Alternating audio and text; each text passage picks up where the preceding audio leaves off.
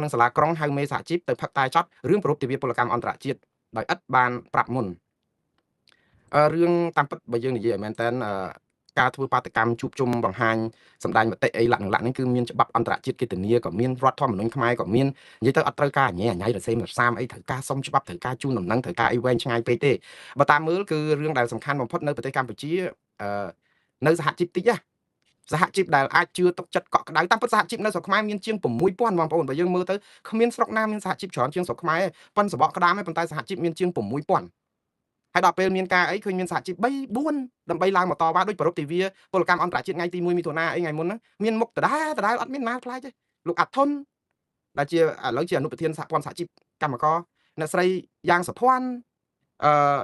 លោកណែកញ្ញាឈឹមស៊ីធដែលជាប្រធានបុគ្គលិកសហជីពខាងកម្មករពលករខ្មែរបុគ្គលិកខ្មែរនៅ Nagavel ជាប់គុករត់ភ្លេចលោកខុនថារ៉ូតំណាងឲ្យខាងអង្គការសង្ត្រាល់អ្នកស្រីអូទេប៉ូលីនដែលតំណាងឲ្យសហជីពសេវាកម្មចំណីអាហារនិងសេវាទេសចរអីនោះគឺឃើញមុខដដែលនឹងឯងតែ4 5នាក់នឹងឯងអត់ដែលឃើញសហជីពណាផ្សេងទៀតមកចូលរួមអីឲ្យក្រៅអីតែអត់ទេក៏ប៉ុន្តែនេះ4 5សហជីពនេះគឺបើបូកគ្នាដូចនឹង6000នេះមានតម្លៃជាងអា6000ហ្នឹងទៀតព្រោះសហជីពតាម6000ទៀតហ្នឹងបើខ្ញុំសុំទោសប្រើពាក្យឲ្យរៀងក្រូតគ្រាតទេចោលមកសៀតហ្មង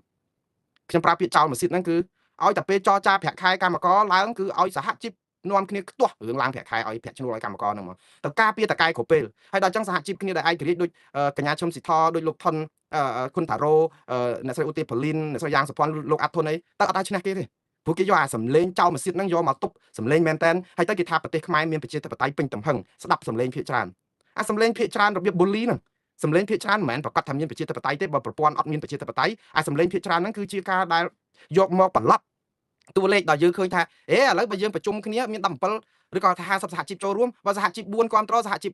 46ទៀតគេប្រឆាំងចឹងទៅតាម46ប៉ុន្តែបើយើងមើលឲ្យមែនតើសម្លេងដែលខ្លាំងហ្នឹងគឺសហជីពទាំង4 5នេះទេសហជីពអស់នោះអត់ប្រយោជន៍ទេវាគ្រាន់តែជាលំអគ្រាន់តែមើលទៅដូចលបោយមកចឹងណាប៉ុន្តែរឿងស្រុកខ្មែរគេយកអាលបោយហ្នឹងទៅជារឿងធំទៅវិញទៅហើយដល់ពេលបងប្អូនសហជីពទាំងប្រមាណអ្នកនេះគាត់ទៅតវ៉ាសំទោសគាត់ប្រពៃទិវាពលកម្មអន្តរជាតិវាគួរឲ្យអកុសលមែនតើទៅប្រពៃទិវាពលកម្មអន្តរជាតិគេហៅទៅផឹកតែប្រធានសហជីពទៅឈរផ្ដុំដើម្បីទាមទារសិទ្ធិសហជីពសិទ្ធិកម្មករក្នុងការប្រពៃទិវាពលកម្មអន្តរជាតិដែលទិវាអន្តរជាតិដែលមានធានាដោយរដ្ឋធម្មនុញ្ញអីអស់ឥឡូវខាងសាលាក្រុងភ្នំពេញគេហៅចូលទៅផឹកតែព្រឹកមិញតាមពិតគេត្រូវប្រពៃតាំងពីថ្ងៃ1ឥឡូវដល់ថ្ងៃ4ហើយហៅទៅផឹកតែតាមពិតអ្វីដែលគួរឲ្យគាត់សម្គាល់គាត់ទៅដាក់ញត្តិអាកាលថ្ងៃ1ហ្នឹងទៅក្រសួងការងារទៅ CDC អីដែរវាគួរតែថ្ងៃ4នេះវាគួរខាងក្រសួងការងារហើយនឹង CDC នេះអភិវឌ្ឍគណៈកម្មការក្រុមប្រឹក្សាអភិវឌ្ឍអីនេះគួរតែយកអាញត្តិគាត់ហ្នឹងយកមកប្រជុំដើម្បីដោះស្រាយបញ្ហាវាផ្ទុយទៅវិញអាដាក់ញត្តិទៅអាម្ចាស់ដែលទទួលញត្តិអត់ព្រមដោះស្រាយបញ្ហាបែរទៅជាសាលាក្រុងហៅទៅផឹកតែចត់ទៅវិញណាវាទៅជាកលាប់ចាក់ហើយទៅផឹកតែចត់ហ្នឹងមានអីគឺទៅលុតរឿងហេតុអីបានធ្វើបាតកម្មតវ៉ាជួបប្រជុំអត់ជូនដំណឹងទៅសាលាក្រុងឲ្យបាន4 5ថ្ងៃមុនរឿងនេះគឺវាមែនតើទៅតាមពិតបើខ្ញុំនិយាយឲ្យយុត្តិធម៌តាមច្បាប់តាមការចែងរបស់រដ្ឋាភិបាលកម្ពុជាហ្នឹងគឺតកតងនឹងការជួបប្រជុំគ្នាតវ៉ានៅទីសាធារណៈហ្នឹងអាជ្ញាធរកំណត់ឲ្យជូនដំណឹងទៅអាជ្ញាធរយ៉ាងហោចណាស់ក៏បាន4 5ថ្ងៃមុនដែរក៏ប៉ុន្តែកន្លងមកបងប្អូននេះជាលេសរបស់សាលាក្រុងទេជូនដំណឹងមួយឆ្នាំមុនក៏ដោយក៏អត់បានធ្វើដែរព្រោះអាជ្ញាធរនឹងយកលេសសម្ដាប់ធ្នាប់សាធារណៈបញ្ហាកកស្ទះចរាចរណ៍បញ្ហានេះបញ្ហានោះឲ្យចុងក្រោយដេញឲ្យទៅធ្វើនៅទីស្នាក់ការរបស់ខ្លួនវិញអញ្ចឹងទៅធ្វើតែអញ្ចឹងមកយកហើយហ្នឹងហើយជូនដំណឹងដូចជូនប្រាប់ឲ្យថាកុំឲ្យធ្វើអញ្ចឹងអាហ្នឹងកន្លងមកបើថាជូនដំណឹងទៅគឺអាជ្ញាធរបានលេសភ្លាមព្រោះបានជូនដំណឹងហើយគឺអត់ឲ្យធ្វើដល់ទៅពេលធ្វើបក្រាបយកមកព្រោះអីបានជូនដំណឹងមកប្រាប់ថាអត់ឲ្យធ្វើតែដល់ពេលអត់ជូនដំណឹងទៅថាខុសអាការជូនដំណឹងអត់ឲ្យជួបជុំគ្នាទោះបីរដ្ឋធម្មនុញ្ញបានធានាអីក៏ដោយរឿងនេះគឺជាភាពជូរចត់មួយសម្រាប់ចាច់បញ្ហាការងារហើយបរដ្ឋាភិបាលអត់ស្ដាររឿងនេះអត់លើកកម្ពស់ការដែលជួបប្រជុំកម្មករពលករដើម្បីតកតងនឹងសិទ្ធិការងារយើងនឹងជាប់ពន្ធ 10% ពីរដ្ឋាភិបាលអាមេរិកនៅត្រឹមខែកក្កដាចាក់ជាមិនខានហើយធានាឥឡូវយើងជាប់ពន្ធ 19% ហើ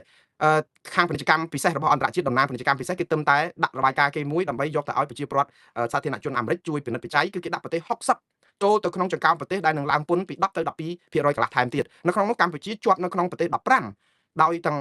ងដើម្បីគេតម្លើងពន្ធ 10% ថៃគឺជាប់ក្នុងប្រទេស45ដែលមានតម្លើងពន្ធ 12.5% ដោយសារតែការដែលរំលោភច្បាប់ការងារនៅក្នុងស្រុកហ្នឹងគឺជាពិសេសពលកម្មដោយបង្ខំអីលក្ខណៈហើយដល់ពេលឥឡូវយើងចាប់ផ្ដើមបង្ហាញទៀតយើងបង្ហាញឲ្យសហគមន៍អន្តរជាតិថាតឹងរឹងហ្មងរឿងសិទ្ធិការងារសិទ្ធិសហជីពហ្នឹងគឺឥឡូវយើងហៅសហជីពទៅផឹកតែមានបានប្រយោជន៍អីបានតែធ្វើឲ្យអាប់អួរទៀតដល់ពេលគេមកគឺយើងកំពុងតែខ្លាចត្រូវពន្ធហើយតោះតែយើងស្ដារហ្នឹងយើងអត់ស្ដារយើងទៅហៅគ្នាផឹកតែហើយដល់ពេលអញ្ចឹងគេស្ដាប់មកគេថាអូកម្ពុជាគេត្រូវហ្នឹងរឿងច្បាប់ទម្លាប់គេសាលាក្រុងគេត្រូវហៅយើងទៅអញ្ចឹងឯងព្រោះយើងអត់ប្រាប់គេមុនស្ដាប់មើលអ្នកស្រុកខ្មែរស្ដាប់ទៅដូចជាសហជីពនឹងខុសអញ្ចឹងណាប៉ុន្តែអត់មានរឿងខុសទេ ព្រោះរដ្ឋធម្មនុញ្ញច្បាប់អន្តរជាតិអីឲ្យប្រជាពលរដ្ឋទៅអាជ្ញាធរហ្នឹងបើដឹងឲ្យលឺឲ្យជួយសេរីមនុស្សទៅជួយសម្របសម្រួលទៅវាអត់មានអីត្រូវការវែងឆ្ងាយខុសអានីតិវិធីតែយើងមានចេតនាមិនឲ្យគេជួបជុំហ្មងហើយមិនឲ្យគេជួបជុំហ្នឹងគឺតឲ្យតែថាក្រុមប្រមាណក្រុមហ្នឹងមានអ្នកស្រីយ៉ាងសុភ័ណ្ឌឈឹមស៊ីធទេពូទេប៉ូលីនលោកអាត់ធុនឬក៏ធុនណែលោកខុនថារ៉ូអីហ្នឹងបើថាអ្នកផ្សេងទៀតដែលជាសហជីពចោលម៉ាស៊ីនដូចខ្ញុំជំរាបមិញមិនបាច់ជូនដំណឹងមិនបាច់ខ្មោចយកអីទេមកជួបណាក៏បានដែរហើយបើជូនដំណឹងគឺ10ដងបានទាំង10ដងអត់ដែលនរណារារាំងទេបើក្រុមសហជីពប្រមាណអ្នកនេះឲ្យជូនដំណឹងគឺដូចទៅឲ្យប្រាប់គេថាកុំឲ្យធ្វើអញ្ចឹងមកររឿងចាប់ដាក់ឡានតែម្ដងដល់ពេលអត់ជូនដំណឹងអញ្ចឹងជួនកាលគាត់អាចធ្វើបានដែរភ្លាត់ពីការពីផ្នែកពីចំោះអាជ្ញាធរប៉ុន្តែដល់ពេលហៅគាត់ទៅជួបផឹកតែមានអីមកលុតតែពីរឿងអត់ជូនដំណឹងអត់អីហើយដល់ពេលស្ដាប់មកគឺវាក្រោតគ្រៀតវាមើលទៅសិទ្ធិសេរីភាពរបស់យើងនឹងស្មុគស្មាញដល់ថ្នាក់ហ្នឹងហើយអញ្ចឹងទៅតែដែរហើយអញ្ចឹង10%ហ្នឹងខែកក្កដាចាំទទួលនៅកម្ពុជាហើយយើងបាត់តែ10%ទៀតឡើងដល់29%ហើយប្រកួតប្រជែងអីឈ្នះគេបើយើងអត់ព្រមស្ដារស្ថានភាពសិទ្ធិមនុស្សបើតាមលឺអ្នកចូលរួមនៅក្នុងពិធីនេះគឺជាពិសេសកញ្ញាឈឹមស៊ីធដែលជាប្រធានសហជីពពលករកម្មករបុគ្គលិក Nagawal ផ្នែកខ្មែរហ្នឹងគឺឆ្លោះគ្នាទៀតរឿងសរសេររបាយការណ៍ប្រជុំហ្នឹងឮគាត់ថាជួបគ្នាតែ30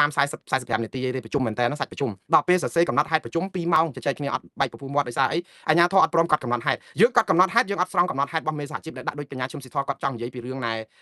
តកតងនឹងការដែលឲ្យអាជ្ញាធរហ្នឹងស្ដារស្ថានភាពសិទ្ធិជាកម្មករសិទ្ធិសហជីពទៅដើម្បីឲ្យមុខមាត់យើងហ្នឹងសហគមន៍អន្តរជាតិចរចាពាណិជ្ជកម្មអីចឹងទៅយើងកុំឲ្យជាប់តនកម្មអីគេអត់ដាក់គេអត់អីចឹងឲ្យដាក់ទូនីតិគាត់ហ្នឹងជាអតីតបុគ្គលិកសហជីព Nagawal អីណាដែលគាត់មានអតីតពីណាមកគាត់ដែលលាឈប់ពីតំណែងគាត់ពីកាលដោយសារតែ Nagawal ហ្នឹងបញ្ឈប់ពួកគាត់ចាប់ពួកគាត់ដាក់គុកឥឡូវតវ៉ានៅមុខ Nagawal ជាង4ឆ្នាំអត់រកដំណោះស្រាយឲ្យគាត់សោះហើយធ្វើឲ្យគាត់វេទនាឲ្យរកម្មភ្នែកមែនតើមិនដឹងថារឿងស្អីបានជាដោះស្រាយរឿងប៉ុណ្ណឹងឬអត់ចប់ឥឡូវហ្នឹងឥឡូវផឹកតែផឹកអីហើយហ្នឹងសួរថាបានជោគជ័យអាជ្ញាធរបានហៅទៅគម្រាមហៅទៅលុតហៅទៅដាស់តឿនអីប៉ុន្តែជាមុខមាត់ជាដុំកំភួនជាស្អីហ្នឹងជាតិយើងហ្នឹងគឺវាអត់ងើបទេបាទសហគមន៍អន្តរជាតិគេនៅតែមើលឃើញថាយើងនៅតែរដ្ឋបတ်សិទ្ធិសេរីភាពចឹង